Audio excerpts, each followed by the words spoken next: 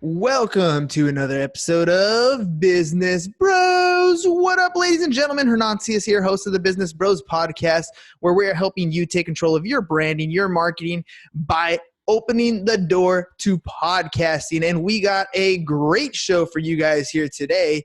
Today's guest is a doctor, a CEO, an author, a world-class bodybuilder, and multi-millionaire entrepreneur.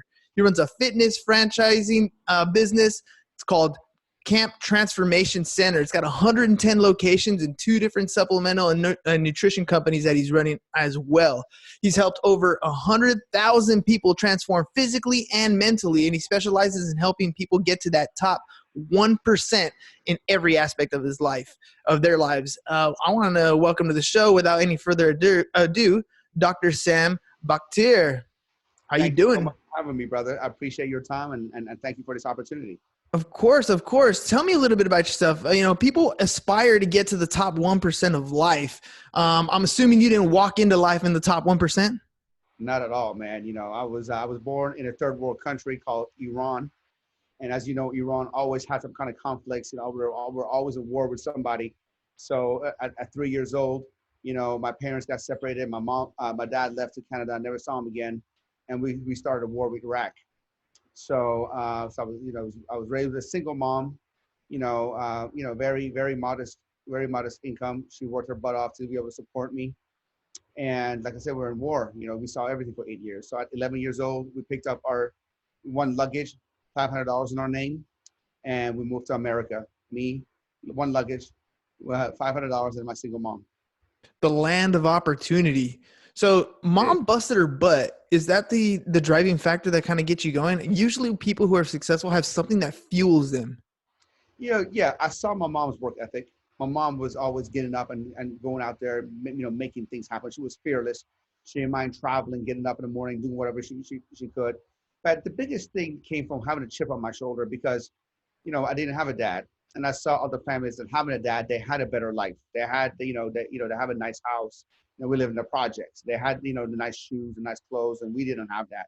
Or they were able to take vacations, and we were able to take vacations. So I told myself that, I want to become the super provider for my family. I want to become the dad that I never had. I want to be able to provide things for my family that normal people have. And so that was the driving force. I didn't want to repeat the pattern of what my dad did, and here we are. Was it something where you super excelled in school and you knew you were driven, or you knew exactly what you wanted to do, or did you kind of have to figure that out along the way? I was always driven. I was always driven. My mom told me a long time ago when I was a little kid, Sam, you can be anything you want as long as you were willing to put in the work. And I truly believe in that. To this day, I believe that. Anybody can do anything they want, but as long as they're willing to pay the price, willing to pay the work, doing the work. And so at a very young age, man, I didn't mind getting up earlier than everybody else. I didn't mind going to bed later than everybody else. I didn't mind doing the extra credit. I didn't mind, running an extra mile. I didn't mind doing an extra rep or doing an extra set. I just did whatever it took. I was never the brightest person in school by far. I was never the strongest. I never had the best genetics in bodybuilding, but I became the best bodybuilder in history to have a weight, first place title in every weight class. Even though nobody thought I could do it. I didn't graduate valedictorian or nothing, but I am the most successful person that ever left high school. So you don't need to have the talent. You just need to have your I can is better. It should be more than your IQ. Driven. So what time do you get up in the morning? Is this something that you always hear people who are successful, who are driven? They're like, you get that whole sensation of, I wake up at 3 a.m. I grind out. I only sleep for 4 hours a night. There it is. Same time, Monday through Friday, 3 a.m. And I do that by choice. Now, I don't have to do that, but I need to start my day, and I need to start my day, and I need to be, when I start my day, I need to be at peak performance. I need to be at peak state. So everybody has their own. Just because I do it at 3 a.m., that doesn't mean you have to do it. You have to figure out what works for you. I like to get up at 3 a.m. I like to meditate. I like to read my goals. I like to be at the gym by 4 a.m. I like to work out for a couple of hours. I would like to come home, eat a nice breakfast, take a shower, and get ready for the day. That's my reset. Mm-hmm. That's my reset. That's what gets your mind in order to be productive. Absolutely. That you have to have your what I call a perfect day formula. a series of things that you do every single day for you to be at peak state, be ready to go. You know, just like a basketball player when they're in the free throw line, every basketball player has like a little different routine. They bounce the ball 3 times, when they spin it this time. Everybody has their own little routine before they shoot it. And you have to have your own little routine before you shoot the day. You know, and I found what works for me. Now, I don't know what's going to work for you. Maybe you're not a morning person. Doesn't matter. But you have to have a plan. The only thing is you have to have a winning plan. If you don't have the plan, you can't just wing it. What am I going to do today? Am I going to work out? What am I going to eat breakfast? And what am I going to do? No, you can't wing it. You can't wing life. You got to have a plan. You have to live life by design and not default. I love that. Design by not default. Yeah. So it's easy to see why you ended up getting into the fitness space, right? So, I mean, obviously it's a lifestyle. It's not something you do for fun. It's something you do. It's just part of your everyday life. And you got into the, you know, franchising fitness places. Like how does one step into that? And how do you end up with 110 locations where most people struggle to do one? Bro, you know, I wish I had the mastermind. I wish I was that smart, you know, to say, you know, to plan this all out. Everything happened kind of for me, you know, towards me. You know, I never planned it on a, you know, never sat down and had a business plan or say, oh, one day when I do this, I'm gonna make a franchise. No, none of that.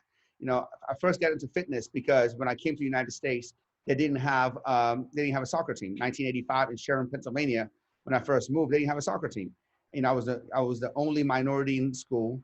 I didn't speak English, and I didn't have my favorite sport. So I tried out for the basketball team. I didn't make the basketball team. I was devastated. So I went to my mom, told my mom, I'm going to move back to my old country. I don't like this country. This country sucks. They don't have soccer. Nobody likes me. My mom said, you don't have that choice. Go to the boys club, practice and get better and try out next year.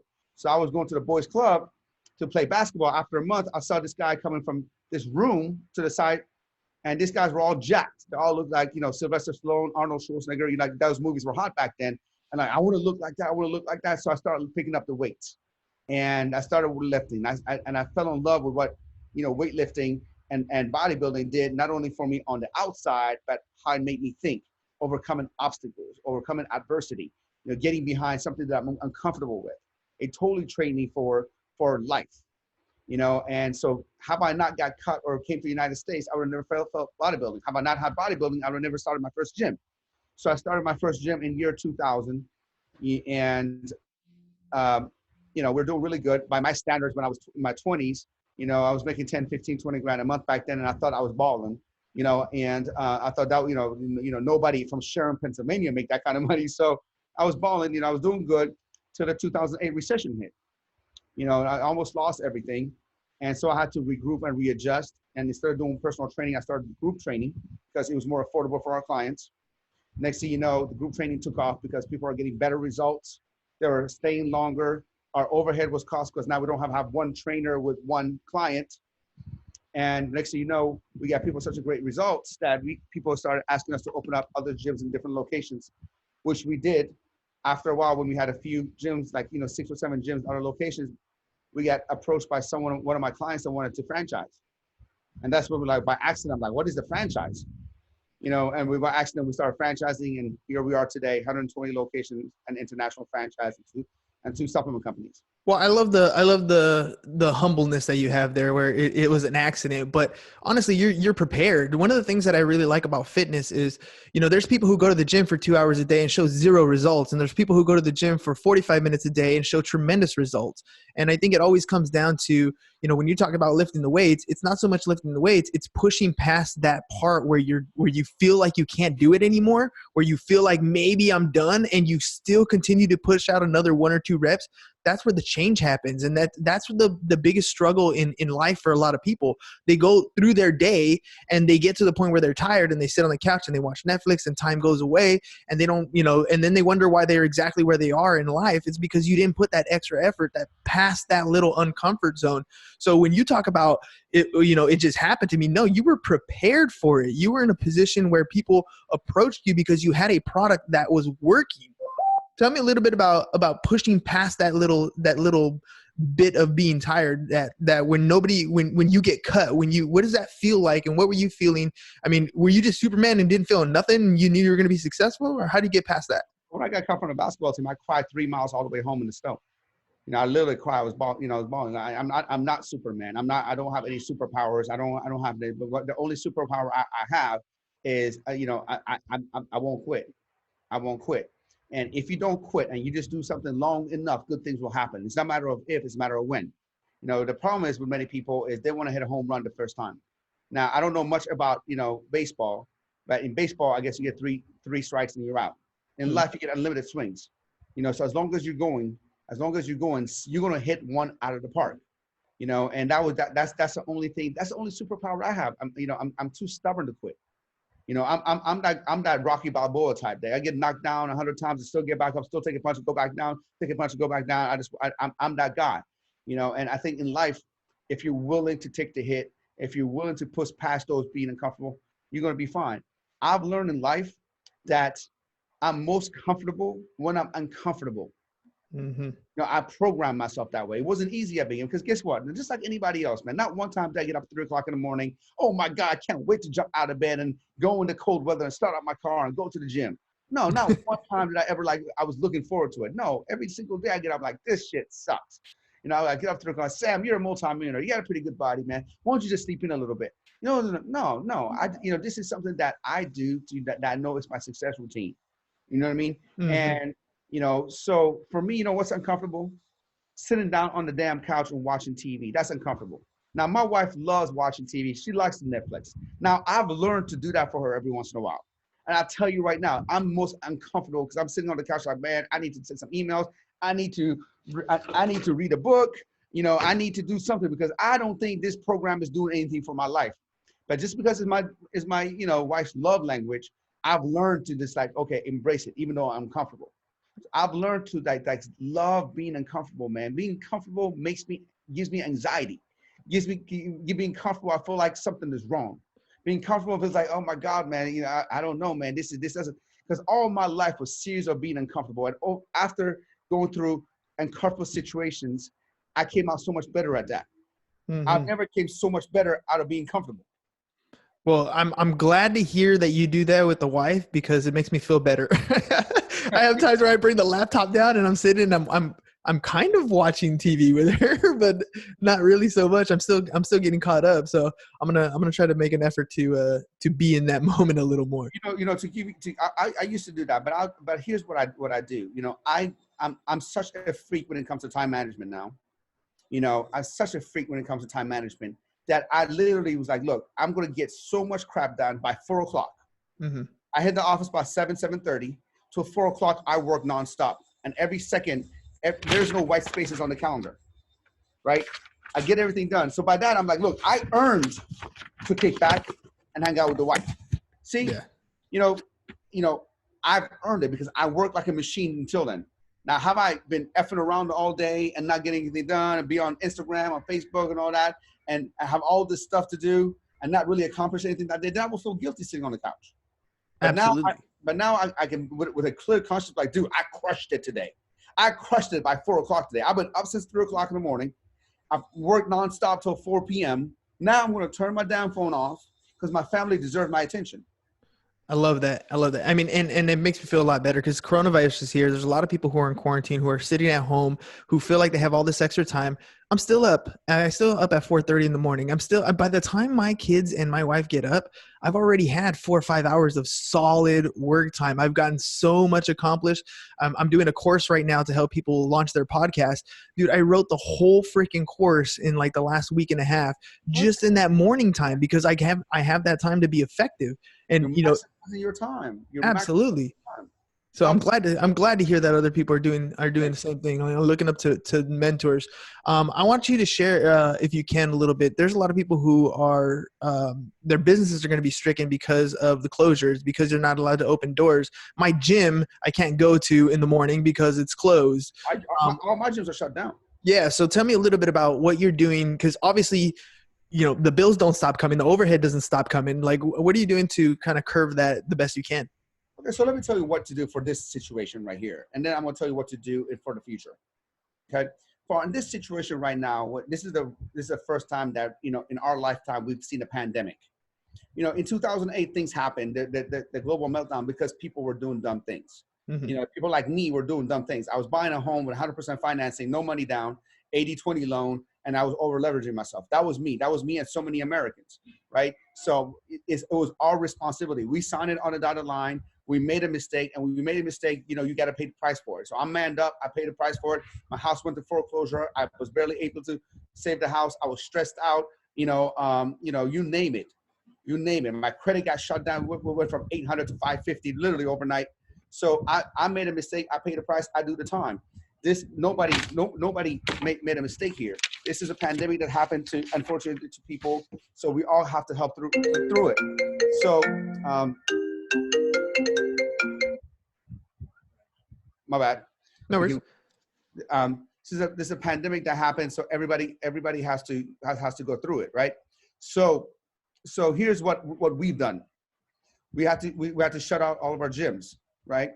And we don't have billions of dollars in the bank account to support 300 employees, to be able to do it. So what we had to do is to make sure we preserve as much cash as possible. We don't know when we're going to open. So right away, unfortunately, we had to lay some staff off. But we told them, we give them all the tools to get unemployment as a temporary layoff, to go get unemployment, to be able to stay on top of that. We can't generate revenue in the gym. So now we're offering online training for our clients to keep their memberships and do some online training. We have to pivot. You have to be creative. Times like this, you have to be able to be creative, so you preserve cash, and you have to be creative. So we preserve cash by doing that, by giving them tools to collect unemployment and to be able to go out there. We started online training. We still employ a few that we can to be able to provide a service. We pivot, and we call all of our creditors. All of our landlords, we call them to ask for an extension. We call all our creditors, let them know to work for us, and all of them understand. All of them understand. They're saying, hey, look, you're not making this up. You've been current, for the past 7-8 years, as far as your rent is concerned with us. We never had issue collecting. Obviously, we understand. Ask them, hey, can we get a 2 or 3 month deferment? Not that we're not going to pay you, but we're going to pay you when we start back up. And everybody's pretty understandable. Some are a little harder than others, but that's what we got to do. So you preserve cash. You call all your creditors, ask for extensions, and you come up with innovative way to still be able to generate revenue and keep your customers. So that's yeah. It sounded like basically you were proactive. You didn't sit back and wait for something to happen. You took action ahead of time. You're like, look, this is a situation. We're going to make moves now. I literally sat down and come up with 5 things I needed to do. 5 things. It's in my office. 5 things I needed to do to get through this poor time. You don't need a million things. You need 5. That's what the problem is. A lot of people try. Oh, I need to do a million things and never get none of it done. Go with the action plan. Top 5 things you need to do. Knock it out, right? And then as far as what to do for the next time, see, I wholeheartedly believe, as devastating as it is, and I want to always tell everybody who's listening to this or watching this, if they lost anyone to coronavirus, I want to give them my deepest condolences. My deepest sympathies. I don't want to be, I don't want to come off as arrogant and not being sensitive, because that's not the case. But I also believe that God doesn't make mistakes, and I believe that this was a God sent for us to slow down, understand how precious life is, and to be able to pivot, readjust, and do whatever we need to do to go on after this. There's so many people that were in a dead-end job that didn't want to quit, and now they're like, okay, maybe this was the best thing that happened. There's so many people that were like you. Maybe you were procrastinating on your course prior to this, and now you're like, maybe I have some time. Maybe I might as well be proactive and get this course done. There's so many good things that will come out of this. I hardly believe that it's made me a better person. And for those people who weren't ready, maybe they were too young during 2008. They weren't, because I wasn't born in the 1940s Great Depression. I wasn't born, so I didn't know. So 2008 was my first time that there was an economic contraction, and it kicked my ass. I wasn't ready. I wasn't saving for it. I was over leveraged. I was devastated. And so if you're on this thing right now, if this is your first time you're going through contraction and you're over leveraged, you didn't have any money, you were living paycheck to paycheck, then understand that economic contraction and these kind of devastation come every so often. It's not a matter of if, it's just a matter of when. It's just how life works. History repeats itself. That's what we know. So learn from it. Don't live paycheck to paycheck. Have side hustles. Save. Live below your means, and be ready for the next contraction. That's all. That's absolutely true. And it's funny how I remember being 25 thinking, "Oh, I'm gonna be rich. Like this is, starting my first business. This is gonna be the easiest thing in the world. I don't understand why people take so long." And then you have to experience life for what it is. And when you have situations like this, it really shines a light on those things that you thought were hidden, that money may conceal, that fancy things may cover, whatever it is.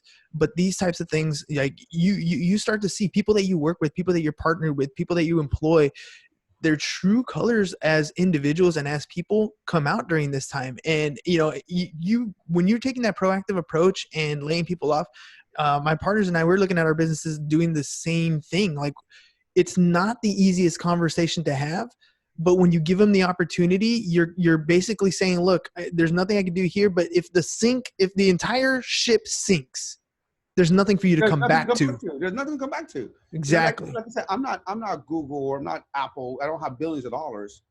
I don't have billions of dollars. You know what I mean? So we're a small business. We don't have so much cash reserve that we can keep people employed for a month and paying them without generating any revenue. Mm-hmm.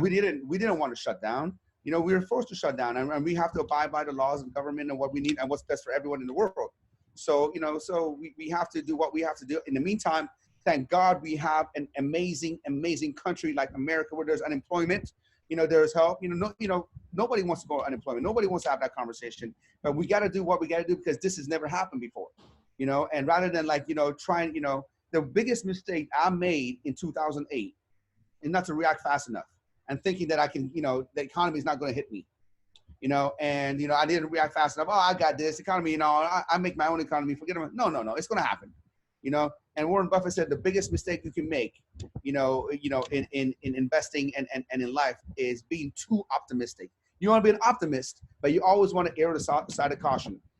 Well, you have that mindset of abundance, though. You know what I mean? Like you literally just in listening to your conversation, listening to your story, where you came from, you're always trying to figure out a way that there's an opportunity out there. So you are optimistic and in your mindset.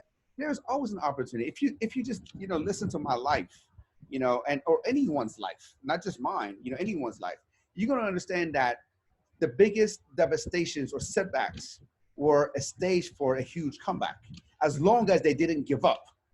If somebody gave up, then they give up, then God is not going to bless you. God is testing you. God is not going to bless you. Every setback is God's way of testing you to see if you're worthy of his blessing later on. And if you quit, then you're not worthy for it. So I look at this, I look at every economic contraction, every devastation, to look at it like, hey man, what am I learning from this? Where's the opportunities? Look, when a boxer gets hit the first time and straight, in the face, are they laughing? No, they're crying. They're like, oh, this shit sucks. Mm-hmm. This shit sucks, right? But do you watch a boxer sometime or MMA guy when they get hit clean on the jaw and they laugh and they look at the guy, shake their head like, yeah, that's a good hit. That's a good hit. Yeah. You know why? You know why they can do that? I bet you they didn't do that the first time they got hit. They cried and they hurt because they got hit 1,000 times like that. And they recognize a good hit. And now when you've been in so many different difficult situations, like I have, or anyone in the history who has, then when you see something like, hey man, this is another setback, no big deal. I get through it and I'm going to come stronger because of it. It's just like another blow to the face, no big deal. I love how you went there, because that was literally going to be my next question. There's people who got punched in the face this time, who are about to, where they were riding high 2 weeks ago, and right now they're going to be thinking, oh shit, I'm in trouble. You know what I mean? Like, and having that analogy is perfect. Like, this is not the end. This is a moment in time. Yeah. And you're going to get past this moment in time and you're going to get stronger for it.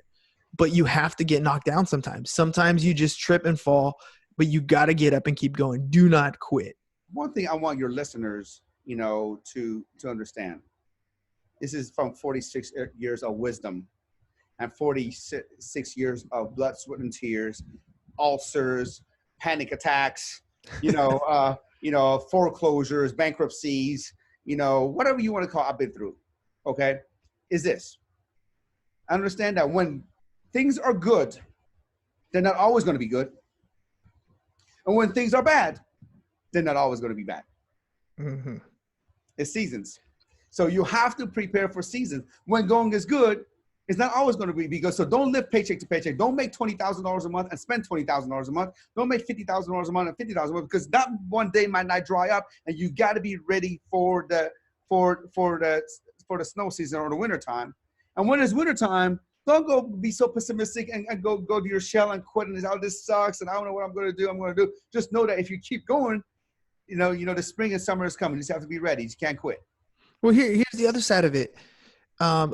When there's a lot of people hurting, it's also one of the greatest, most abundant opportunities out there. This is where, we're on the flip side of people losing their homes. Now you have prices at a more manageable point where people are not going to be able to survive this, and they were over leveraged and they're losing their businesses. Now you have an opportunity to come in and acquire something that you've dreamed about doing at a lower rate. You're able to, if you have the cash reserves, if you've built up the business experience, you can come in and help people get through these tough times and benefit from that.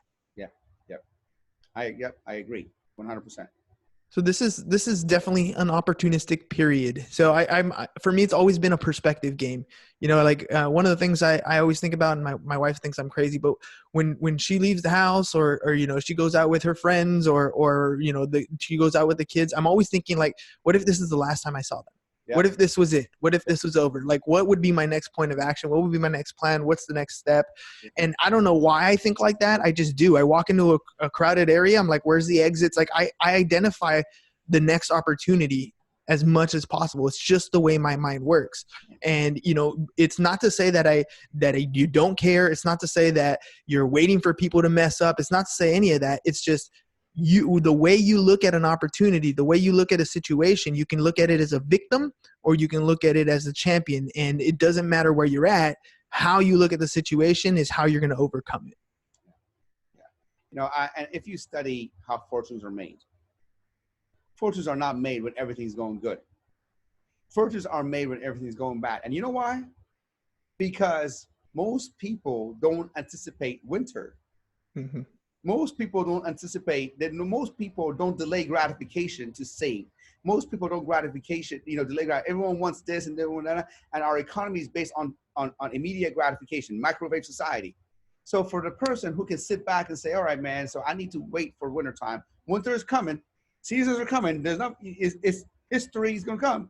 And able to delay gratification and save for a rainy day is the person who's going to make fortunes when later on. It's that simple. And that's why most people, unfortunately, need to learn delay gratification.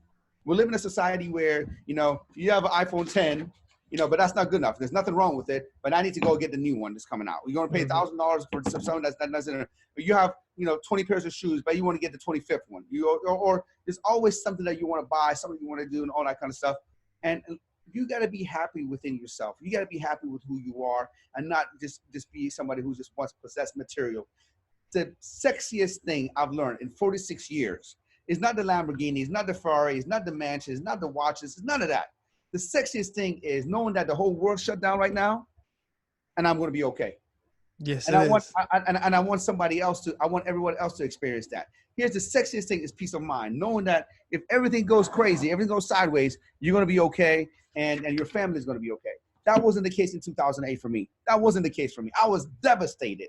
I was depressed. I was devastated. I was questioning myself. I told myself I had all these regrets. Why didn't I save? Why wasn't I prepared? Why did I do that? But it was too late. It's no too late. You know what I mean? And I don't want anyone to feel regret. If you're that person right now, it is what it is. It's happened. I want you to learn from it. See, if you're in your 20s or 30s or 40s or whatever, and you can bounce back from this. Mm-hmm. You can't bounce from back this if you're 60, 65. You know what I mean? Yes, sir. So it's okay to make a mistake, but it's not okay to make the same mistake twice. Exactly. You have to learn. Every mistake is a lesson. If you didn't learn it, then that's a tragedy. That's on you. Yep. That's a tragedy. Sam, I'm going to be very considerate of your time. Thank you very much for coming on the show with me today and sharing your story.